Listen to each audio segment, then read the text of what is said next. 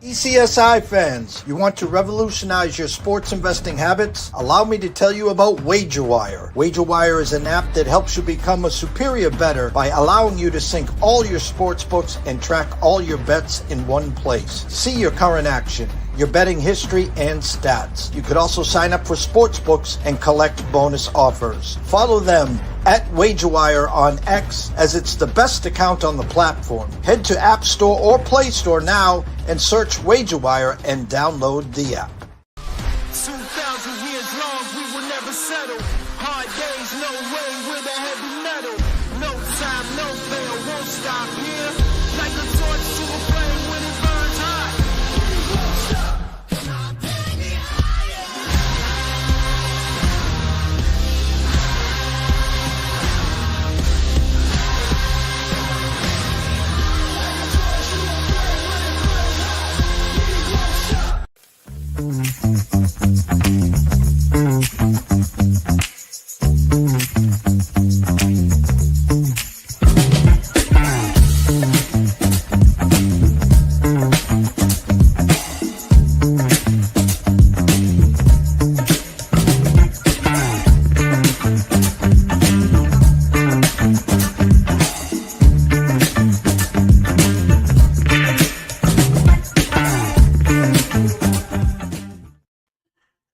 Good evening, sports fans. We got a special edition tonight. Good friend and colleague, Mr. Brady Tinker. I still call him the voice of Dallas. Done decades of work with the Cowboys. Knows Jerry's world inside and out. Mark Cuban, Jordan Spieth, you name it. He reached out to me the other day as I was literally going to reach out to him and say, I can't believe you haven't reached out to me. I mean, because there's a rumor that Primetime could be heading back to Dallas, and they waited a week. Vrabel's gone. Ben Johnson already did his tour. They let McCarthy go. I've heard rumblings of Kellen Moore and Jason Witten all ready to take the job, but if you waited a week, I think he had to reach out to someone. And who better to ask than the one and only Mr. Brady Tinker himself? Evening, my friend. How are you? I'm doing great. It's cold back east, but you know, you guys have had a little winter where you are. We got more coming. Yeah, we had literally 4 days of snow and a little bit of ice on the ground, which is a ton for us, and then it goes away quickly. So those who didn't get killed in car wrecks because they can't drive here in any type of weather are happy. And next week apparently it's coming back. We got snow coming next week, so.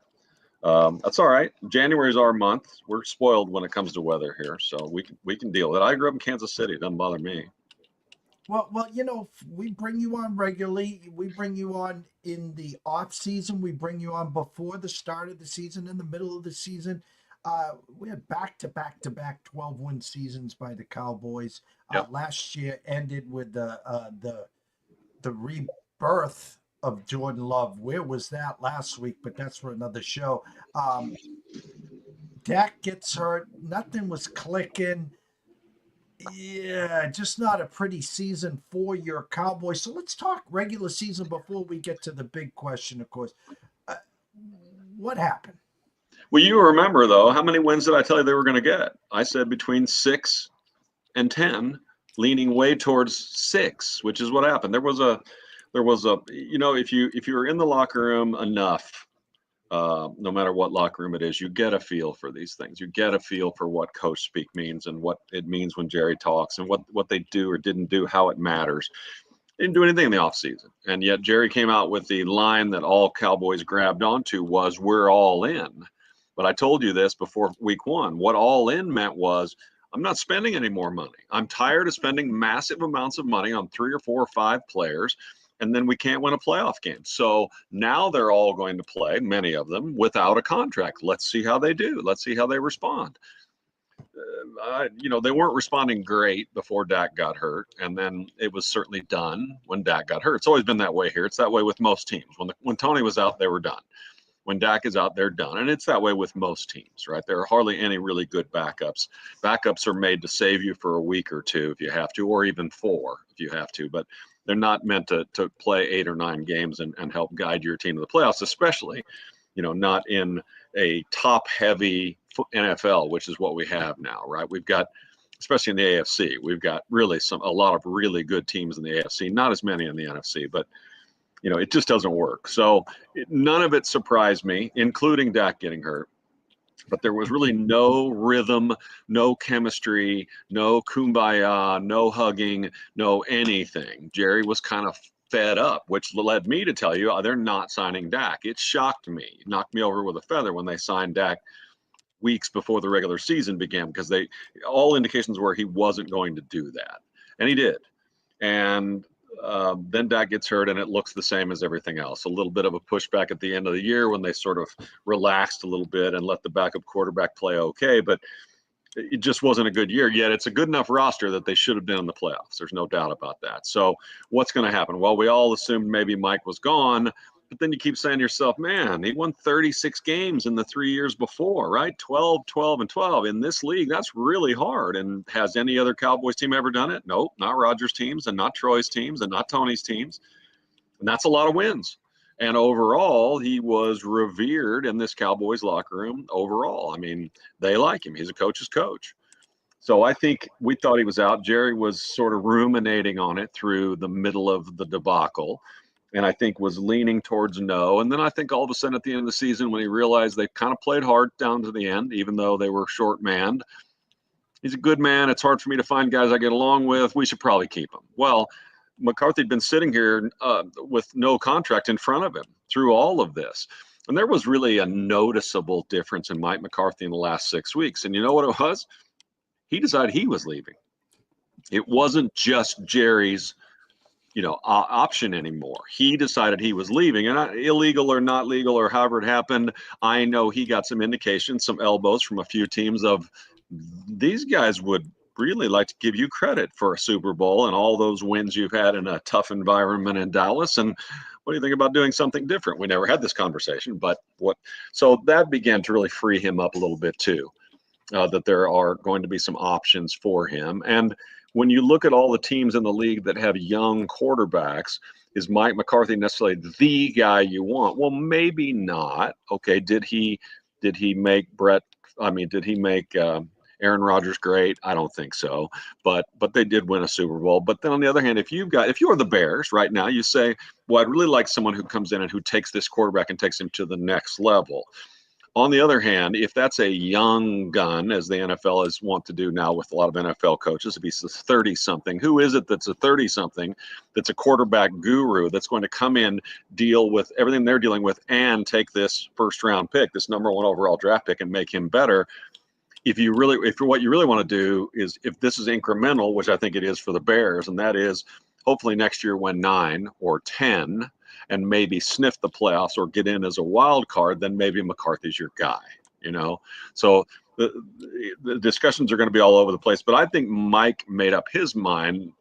Screw him. It's not his decision anymore. I don't have a contract. I've gone all year without a contract. I'm tired of worrying about it. And by the way, as cool as Dallas is and as famous as you get coaching this damn team, it's not that much fun for a head coach. It's just not. And so, with Jerry in the middle of everything, every head coach's job that's come here, save Jimmy and Bill Parcells, has been difficult because his door's always open. If you're a player and you don't like what Mike's saying, you can just go see Jerry, and that undermines everything a head coach would do.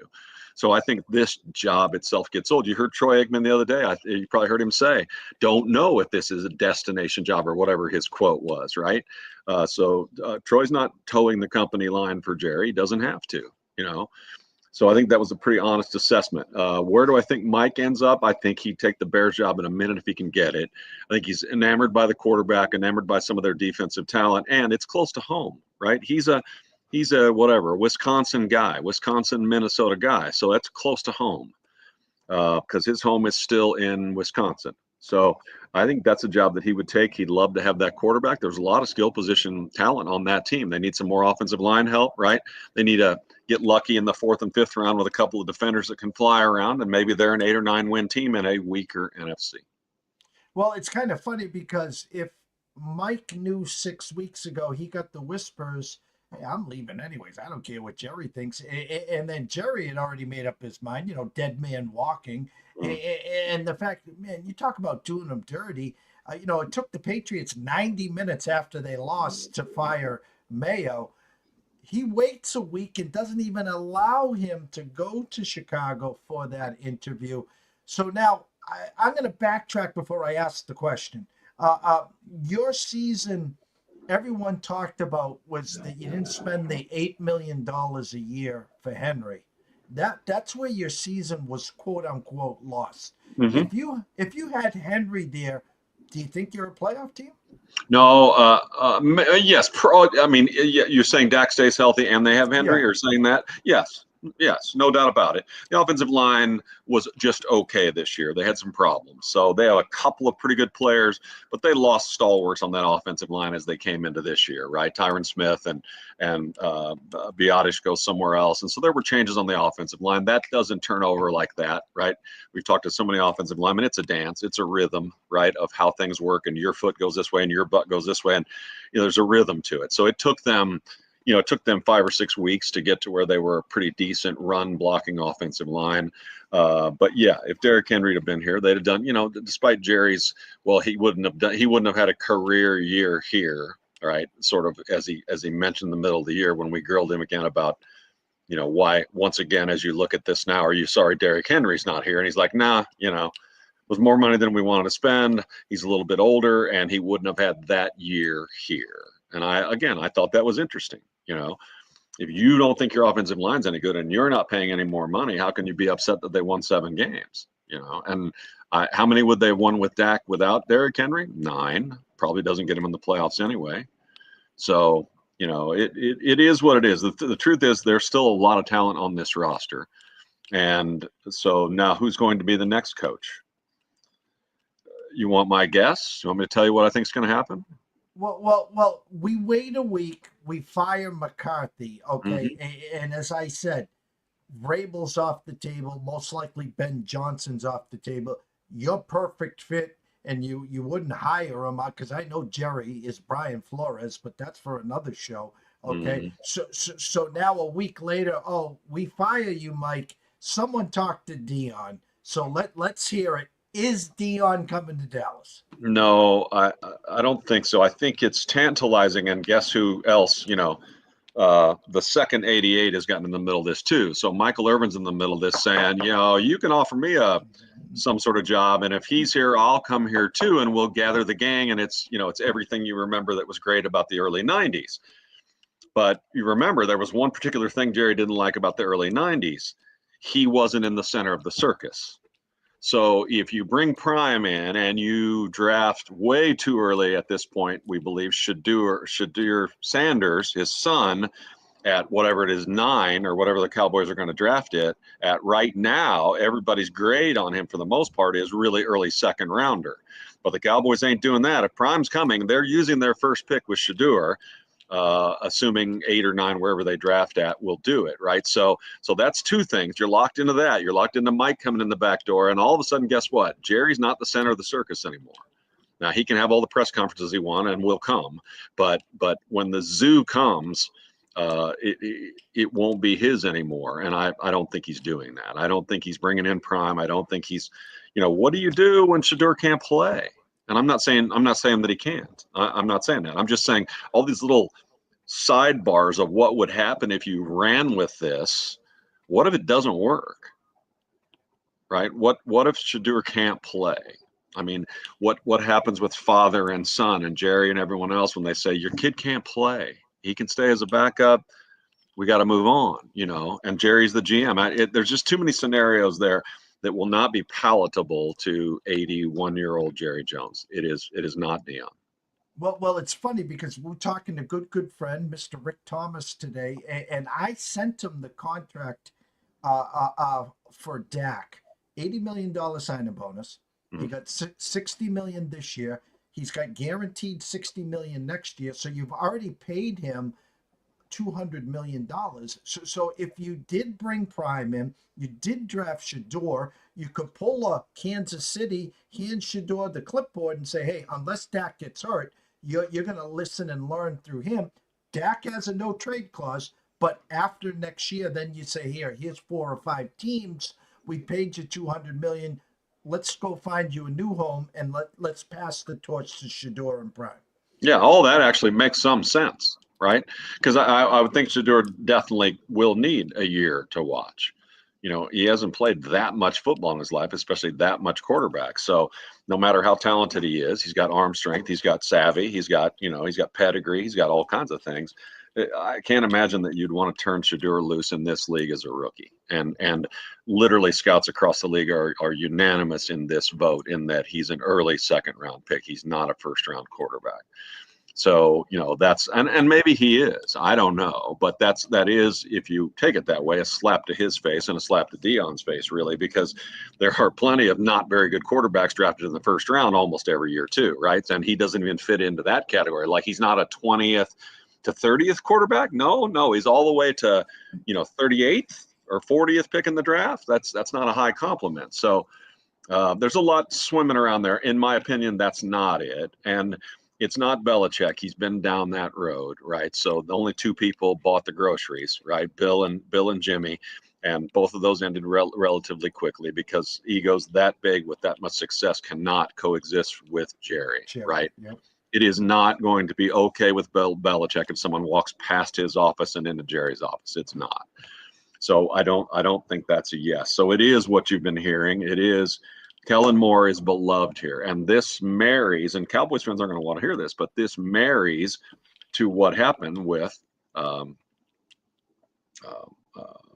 Jason Garrett. Okay, they've known Kellen Moore since they drafted him in whatever that was, 2015, whatever it was, right out of Boise State. And he came in and he looked pretty good. He might be going to be our next quarterback. He's 2 or 3 years in. Someone gets hurt. He plays a little bit. Doesn't do that well when he finally gets his opportunity, gets hurt again. And then all of a sudden, everyone's noticing. He's in the quarterback room. He's in the wide receiver room. He's everywhere while he's hurt. And he's got input that people are like, wait, this is other level. His ability to see the field and to be creative with plays and players and whatever. This is it. And Steven in 2017 was telling all of us, grabbing us by the arm. This kid who's still in my roster as a backup quarterback is going to be a really good head coach. Okay. So that's what they believe, and he's made progress towards that, right? He ended up calling plays here. He's calling plays in Philadelphia. He's had some success. I don't know anymore. I'm not in the locker room enough anymore to sit down and have long conversations with players and say, what does Opie Taylor bring, right? Do you respect him? Do you respect how he came up? Is this someone that you believe in? What does it take for skins on the wall for a young coach to come in and be someone that everyone listens to? So he understands the levels. He played a high level in college. He was a Dallas Cowboy, and he had a career that lasted 5 years. So he's getting his money. But overall, I haven't been able to ask anybody, is that a face and a body of work and what have you that people will go thumbs up on. But it doesn't really matter because the bottom line is Jerry and Steven are thumbs up on this guy. It's like another family member. The reason Garrett lasted so long is he was a damn family member. They knew him since he was like 8. So that appeals to Jerry because he knows that Kellen knows the situation. If Kellen wants his job, he's seen it. He's watched it all. He knows they walk past the coach's office to go see Jerry. And really, Mike did good with it. He really did. It did not piss Mike off. It did not offend Mike. He knew what he was getting into. He handled it. And part of the way Mike handled everything is the reason that Jerry kind of backed up a little bit in the last couple of weeks and thought, you know what, maybe we should just stay where we are, right? This guy wins a lot of games. You can't blame the coach for everything, right? In-game issues, et cetera, et cetera. Andy Reid has in-game issues too. So, but I believe it's Kellen Moore, and I believe that the rumors are all true. Jason Witten is also who they want in the house. So Kellen Moore works with Jason Witten. They knew each other. They played with each other. So there's a bit of symmetry there. There's a mutual respect there, certainly going both ways.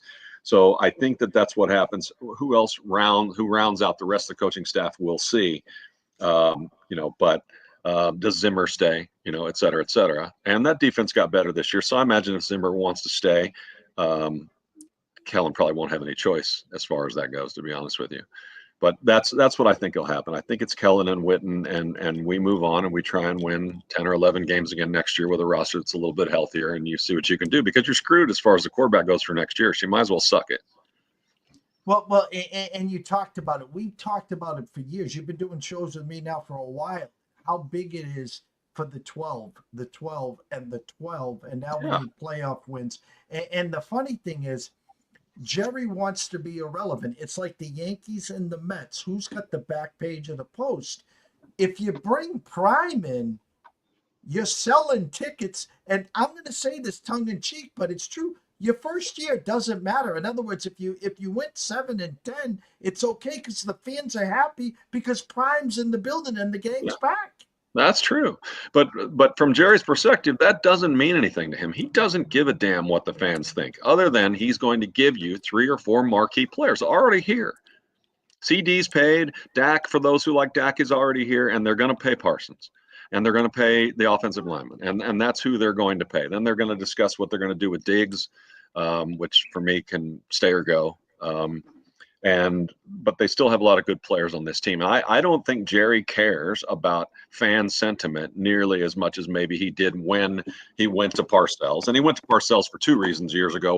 Number one was to get himself a new stadium, right? So because things were kind of slacking, and so they went and brought in a name to help get the votes to get the new stadium. So that's really why he went to Parcells. But he didn't like it, and Bill didn't like it, and Jimmy didn't like it, and Belichick wouldn't like it either. So I don't think Jerry cares. He wants what, in his mind, as the GM, as a football man, he thinks will work, and that is that keeping things more of a family atmosphere. He's a family guy, right? Jerry talks all the time about, he literally bought this football team so he and his sons and his family could all work, and his daughter could all work in this, and it's been great for him. It's been great as far as he's concerned, and God bless him. He's a family man, been able to be around his kids essentially every day and run an unbelievable business. And they don't win any Super Bowls, but by damn, they went from $350 million investment to $10 billion. So if you don't think they're winning, you're not paying attention. They're winning. It's just not the way you want them to. Marty Lowe, what are the Titans going to do with the number 1 pick? I do know if it was the Patriots, they were going to obviously trade down. What I saw from Abdul Carter on the Penn State side, the next Micah Parsons, obviously. Yes, Marty, you can trade down to someone that gets horny for Shador, the Keem Ward, or whoever the flavor of the month is, because there's going to be a couple quarterbacks pushed up the board. But if you're eyeing Abdul Carter, don't get too cute and slide past 3, because the Patriots are taking him at 4. I can guarantee you that. There. Last question on Dallas. So if it is Kellen Moore, they bring Jason in, they do the rest of the staff there. That sets you up for when everyone is penciled in, Ashton Genty as the running back first rounder. Are you going to dive into the running back pool in the first round? I hope not, but I don't have anybody's ear right today on that. But I don't ever recommend anybody drafting a running back in the first round. I mean, I just don't. They have a shelf life of 3 to 4 years max. You pay them a tremendous amount of money, and the first round draft pick gets the 5th year, right? So if you buy a running back in the first round and pick whatever they are, 8 or 9, you got him. And would you say that it worked with Zeke? I think the answer really is no. Zeke was a really good player, especially his first 2 years, but he got 1,500 carries at Ohio State. He was half dead when he got drafted. And then he had 350 carries a year for his first 2 years. He leapt over people. He had one big run after another, and he was the Energizer Bunny, but he was dead after year 2. So, I just don't think you can assign a 5-year, whatever, $60 million contract to a rookie running back. I just don't. They have more issues on the offensive line that they could plug. They could use another pass rusher, no doubt about it. Right, there are other things they can do with the 8th pick in the draft. Bijan Robinson and Jamar Gibbs have looked okay so far, but we'll see year 3, and 3 and 4. All right, let's talk the Chiefs, where your heart is. Again, Mahomes hasn't played in a month.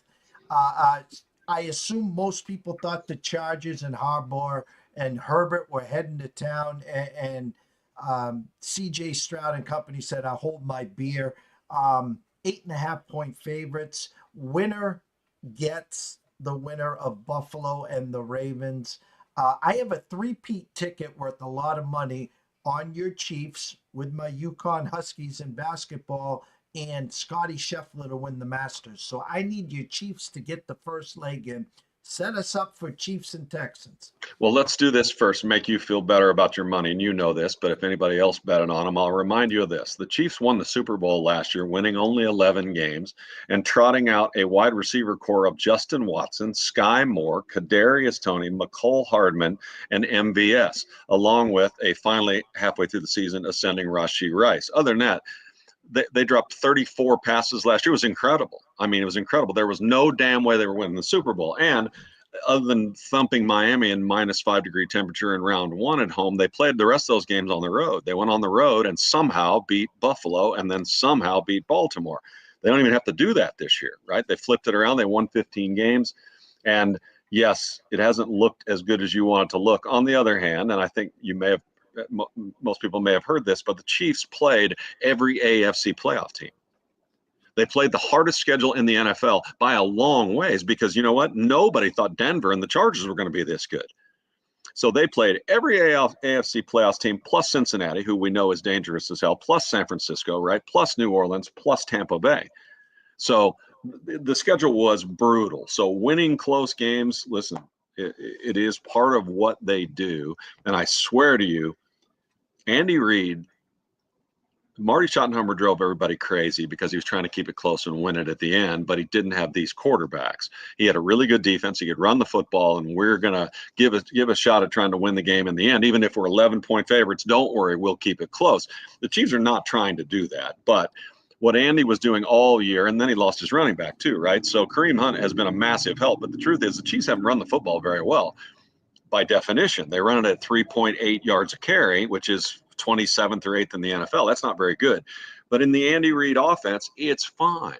We run the ball damn near every time on first down. We get 3 or 4 yards. And guess what? We got 2nd and 6. Guess how many playbooks Andy and Pat have for second and 6? About 1 million. And then if you want to run it again and you got 3rd and 3, but you're going to go for it on 4th down anyway, guess how many plays they got? About 1.5 million. So the running game was effective enough for the Chiefs this year. We'll see if Pacheco literally sort of looks better now after basically 23 days off. Hopefully he does, or that injury was pretty severe. So it's surprising to see him out there. But I think the 2 bodies and actually 3-bodied running back group is good enough on this team to do what they need to do. And I think you'll see Pat throw the ball a little bit more. And remember, this team could do something they couldn't do last year, and that is if we can't run, if we get Baltimore and all of a sudden Baltimore stones every run, it's okay because now the wide receiver group isn't that crap you had last year. It's D-Hop, Juju, Worthy, the rookie, Hollywood Brown, Kelsey, Noah Gray, and you're missing Rashee Rice to injury. But the rest of those guys, you know what you can do? You can do what Tom did 5 of his years. You can line 6 guys up here against man-to-man defense and say, well, which one of you can't cover one of you? Oh, it's you. Okay, 7 yards, 7 yards, 7 yards. And they went all the way down the field. Pat has the same ability to run the offense and to glean everything and to spit it out correctly. And I think a lot of, well, he's not who he used to be stuff because he had 52 touchdowns and 5,000 yards in his MVP season is not a slam. It's the opposite. He quickly became a kid that only cared about winning Super Bowls and cared about his legacy as an all-time great, not about winning MVPs. So Kansas City people take their hat off to him because he's never mad if he doesn't throw a touchdown. If you win, you win. That's all he cares about. That's all he cares about. And it's exactly what you want. And the truth is, everyone out there, whether you love or hate the Chiefs, and most people now hate them, know the fact. There's only one guy in the NFL that is now Tom Brady or Peyton Manning, who, when they get the ball, you'd say, I'll give you 3 right now for a tie and hopefully go, to overtime because he's going to F you. He just is. And winning is winning. And we know this. Every NFL player that I ever known for any amount of time say, it is so hard to win one game. It's so hard to win one game. Whether these are close games, whether they cover the lines or not, they didn't. This is a team that knows how to win better than anyone else. Do you really believe Lamar's going to go and beat Buffalo and do everything right instead of shit in the bed and or do the same thing in the Super Bowl against the Chiefs? I don't. Now, maybe Josh is. Maybe Josh can do it. But I don't believe Lamar can do it. So there's only one team that really bothers the Chiefs, and it is Buffalo. And so we'll see what happens with that. And he's got less weapons, but it almost seems perfect. Don't you agree with what they're doing? It allows him to just absolutely drive the boat all the time.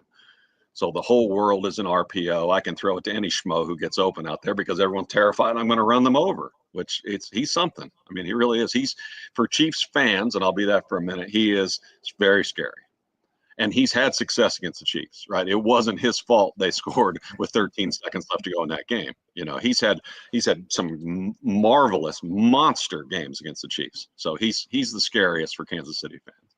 Well, let's start here. The good thing is you're not playing Joe Burrow. There's another guy that has no fear of Mahomes. Yep. None. And so there's number one. You get the Texans. Now, I'm going to take it a step further. The two MVPs for this year are playing, and it's going to be an ugly, ugly Sunday at 6:30. Wind, cold. So it's going to be interesting there. I took it on one of our write-ups, and I took your Chiefs angle last year. You nailed it. You played at home. You were underdogs in Buffalo, won, and then you came to Baltimore as underdogs, and you won the game in the first quarter. You just, Lamar was a deer in the headlight. You scored 10 points. They didn't know what to do. They forgot how to run the ball. Lamar couldn't have hit water in a boat in the Atlantic. Okay, so now you're asking for two perfect storms. But again, Ravens, home, win, short dogs in Buffalo, now favored, by the way. Ravens are down 1.5. And then the winner gets Kansas City. So I'm going to give you the crystal ball. Who are you rooting for, assuming that you beat the Texans? Who does Brady Tinker want to play next Sunday? Neither one of them are any fun because adding Derrick Henry to that Baltimore team really makes it terrifying. Lamar's really a good runner. And it's almost like tag in the backyard when the 15-year-old came down and played with us 8-year-olds. You know, he could do whatever he wanted. He could bump our heads together and, you know, like the Three Stooges.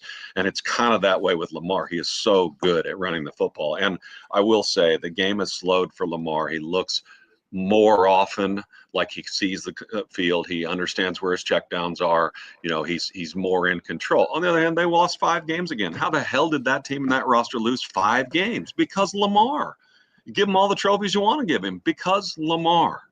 And so, but he's terrifying. And you mix him with 22 and, you know, we've been good against the run. The Chiefs have been very good against the run, but that's a lot. You know, standing at the line of scrimmage all the time, you know, that's scary, but still, I still want to play Lamar and Henry and take my chances with Lamar dropping it up once or throwing it in the wrong place once or twice and Pat not doing it. So, and they handled us. Buffalo handled the Chiefs pretty well, you know, in Buffalo early in the year. The Chiefs beat Baltimore on a, you know, all anybody remembers is the little thing. Oh, in the back of the end zone by the way, there was like a minute, 20 seconds left to go when he stepped in the back of the end zone. The Chiefs were only going to be down 2. What do you think was going to happen?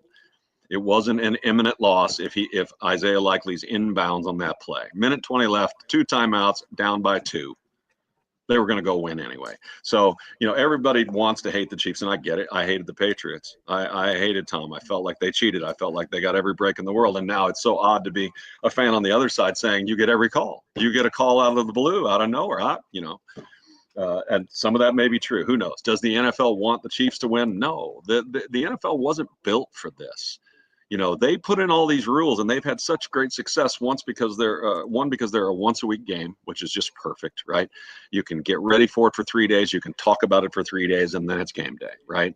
So the NFL is perfect and the rules were perfect in that Cleveland was going to have the same chances. Kansas City was going to have the same chances as the New York teams and the LA teams, right? And the Chicago teams in terms of nobody was going to be able to punch people around like the Dodgers and the Yankees are doing now. You know, we're back to the 80s as far as baseball is concerned. They don't give a damn.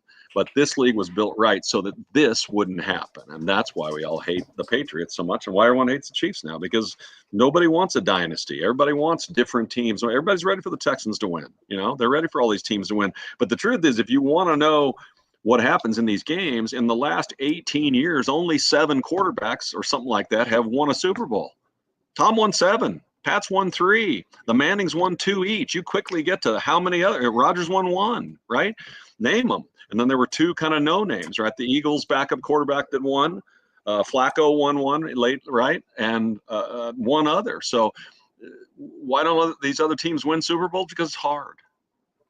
Because it's hard. And for the most part, it always falls down to the quarterback. And, it helps to have really good defense. But it's hard to win Super Bowls, and Chiefs fans are lucky. And for all of those that are mad at Chiefs fans, remember this. I was 7 years old when the Chiefs won their first Super Bowl in 1969. I had on a Chiefs helmet with a single bar, looked like I was a kicker, which I wouldn't have. If I'd have known it then, I wouldn't have wore that helmet. And I ran around the yard, and I had a cloth Chiefs jersey on with Len Dawson's number on it, I think, and pants and socks, and I was fully outfitted. Now, the game was on a TV about this big, and my dad was painting their master bedroom red or something, right? I think he thought my mom was the devil. And I would run back and forth. I really didn't have enough interest to sit and watch that game. And it wasn't all that big a deal in the world of sports, right? Super Bowl, I remember 3 or 4. And that was the last time the Chiefs won a Super Bowl until 2019 when Mahomes won them a Super Bowl, 50 years. So if Chiefs fans are rabid and too much for you and whatever, listen, a lot of us waited 50 years between Super Bowls. So now if we've got 3, well, then it's a blessing. And, just like you, my dad will call after a loss or something and say it was embarrassing. And I'll be like, was it? You embarrassed about this whole thing? You embarrassed about 3 Super Bowls in the last 5 years? You need to sit in your chair and have something else to eat. Eat is not embarrassing. You being embarrassed is embarrassing. Don't tell anyone that you're embarrassed about your team. NFL fans are funny, but I don't know. I'm not telling you the Chiefs are going to win the Super Bowl. I'm telling you that I like their chances of getting there and having a chance. Whether it's Philadelphia, Detroit, I guess it's probably one of those 2 teams. Whether it's either one of those 2 teams, it's going to be hard. And if it's Philadelphia, I mean, they played a great game. I don't know how we won that game, right? Hurts was phenomenal in that game. Hurts was phenomenal, 2 years ago in that game.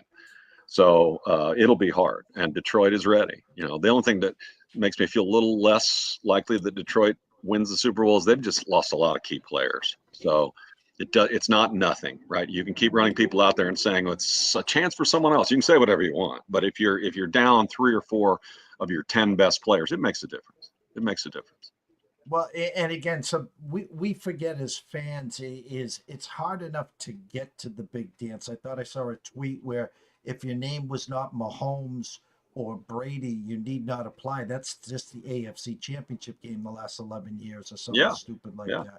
So you got to embrace those moments of getting there, and it takes times to push through. And once you push through, you got to take advantage of it. Just ask Jim Kelly and the Bills 4 years in a row getting to the big dance, and everyone thinks they're failures. Well, they made it to the Super Bowl 4 straight years, Brady.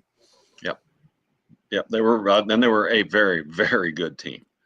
They had a lot of good players. They were a very good team, and they were unlucky, right? Wide right's unlucky. I mean, that's the other thing. There's so much luck in these things.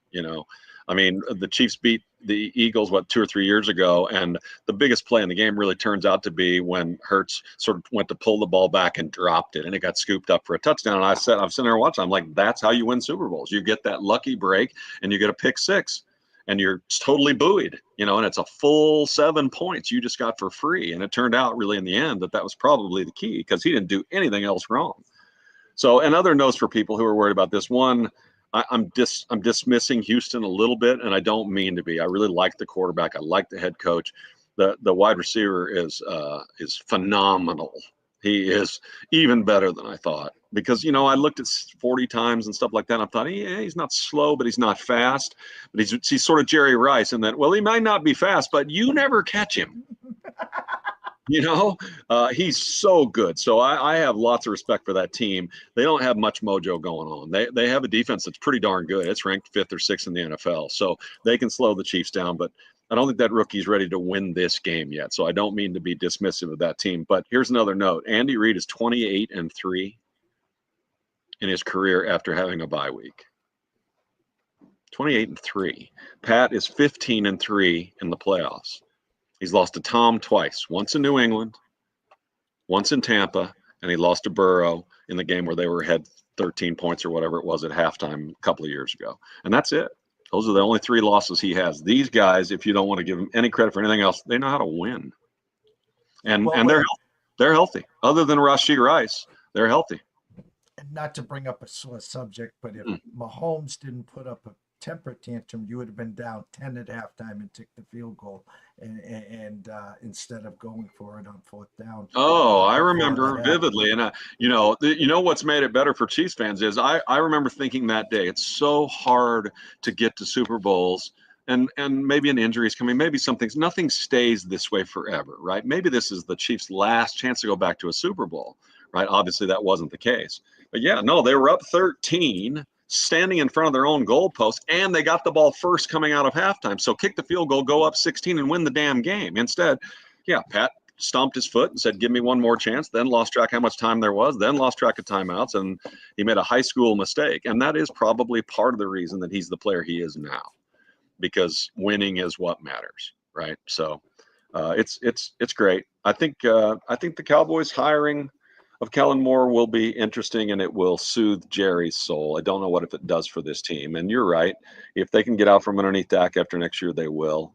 The big mistake was paying him in the first place. And the mistake before that was, how could they not have moved up and gotten into the draft last year when we all knew there were maybe a half a dozen quarterbacks who literally might be franchise quarterbacks, not necessarily Hall of Famers, and franchise quarterbacks. And now as we step back, there are.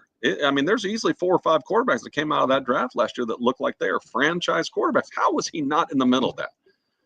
How was he not in the middle of that? Unthinkable to me. And I know there are other teams out there saying, yeah, talk to us about quarterbacks. But anyway, we'll see. But the Cowboys thing, you know what?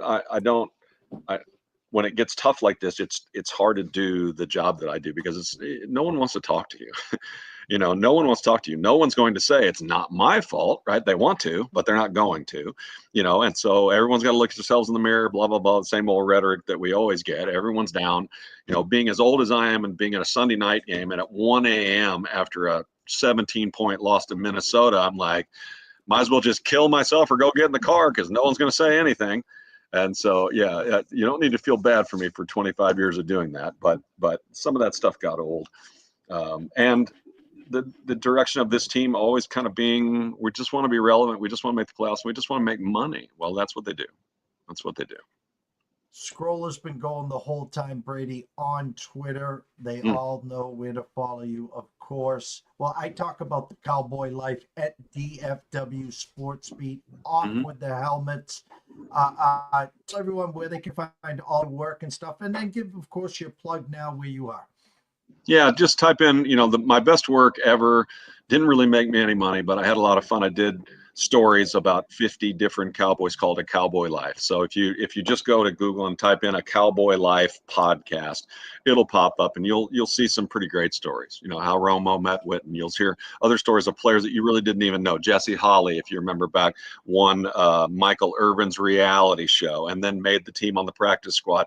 And I had him in and he told me that story, and it was unbelievable. Not just winning a reality show and getting to the NFL, all the way back to his childhood. His mom was used drugs, and his dad sold them to his mom. And he was on his own and raising his 6-year-old brother when he was 9. I mean, it was an unbelievable story. And that was the stuff that, covering them for so long, I enjoyed the most, was getting to know guys a little bit. Six a year I would talk to, and I would find out about them and their families. And the older I got, the more fun that was for me. So that's what those stories are. And I think we did a good job with them.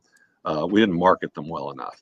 That's why they didn't make me as rich as I prefer to be. But I'm still proud of the work, and I think you'll enjoy them. A Cowboy Life. Any houses to be sold or anything last minute pitch here? I'll tell you what, notes for all of you out there thinking about selling or buying. The reality is it looks like nothing is really changing. Okay, a few realities. One, for all of you who are as old as me or older, we all know that the truth is the interest rates for houses have been around 7% for the better part of the last 50 or 60 years. No one likes it now because they just remember back just a few years ago when they were sitting at 3 or 3.5. So what's happening is those people who were sitting on that house at 3.5% interest that kind of want a bigger house or kind of want to do something different aren't, because they're looking at saying two things are happening. One, the market has slowed so much, and everybody thought maybe the election was going to push it, and maybe it will, but it hasn't yet, right? That you're not getting outrageous top dollars for your house. Now, if you're in the perfect neighborhood, if you got this or that, all of those houses always sell, and your house will sell. But the problem is, the chances are you're going to take a little bit less on the sell of your house right now than you want. whatever that is, 5%, 7%, whatever that is, less than you want and that you hoped for. And you waited through August, through the end of the year to now, because you wanted the election to happen. You wanted Trump to be back in. You wanted, to feel safe, all of those things. If you do, then good, come buy a house. But right now it's all kind of flat. So people who got houses who are selling them are pulling them off the market because I'm not taking 7 or 12% less than I thought I was going to take and walking into 7%. So the only truth I have for people is if you need to sell your house, then get your house ready, get it really, really clean, do an inspection on your house before you put it on the market, because then that way you've shown all your cards. Here, I know what my house is. I had inspection people in. We fixed 10 small things. Here's lists for those, and my house is ready to be sold and it's move-in ready. Okay, that will help you sell the house sooner. You can still benefit on the other side. Between now and April 1st, a lot of houses are out there that are inexpensive. There's a lot of houses that have been on the market all the way through the holidays. And there's a lot of builders, especially in the Dallas-Fort Worth area, that built a lot of houses that they thought were going to be sold in July, August, September, and October that didn't. So now they've got all these new builds coming that need to be introduced in March and April. They've got houses to sell too. So you can always get your rate down. That's you marry the house, you date the rate. You can always buy the rate down if you want to. And the truth is, if you're going to a builder, tell the builder one of the deals you want on your house is you want them to buy you a 2-1 buy down, which means they'll basically put 18 or 20,000 into the back of the house, and they'll guarantee you a 5.2% rate this year and a 6.1% rate next year. Better than 7, makes you feel better. If that makes you feel better, ask for it. They'll do it. There you go. Brady Tinker, go follow him at DFW Sports Beat. Off with the helmets, Cowboys show, ESPN Radio. Love you to death. Thank you so much. We'll bring you back before that week off before the Super Bowl. We'll let you enjoy this week against the Texans. We'll let you stew and simmer for the Ravens or the Bills. When you win that one, we'll bring you back for the Super Bowl. How's that? That'd be great. That'd be great. From your mouth to God's ears. That'd be great. That'd be great. Doing something they've never done will be pretty cool. No one's ever won 3 straight Super Bowls, and they are pretty focused. So we'll see. We'll see. Ravens and the Bills are terrifying, though. They really are. Raymond Scott Sports says, great segment. Thank you so much, Mr. Raymond Scott. Shout out to Marty Lowe. Good luck with the #1 pick. From myself, Jeff Dawson, the one and only Mr. Brady Tinker. We wish everyone a blessed evening. Have some fun out there, and we'll see you bright and early in the morning. Stay tuned.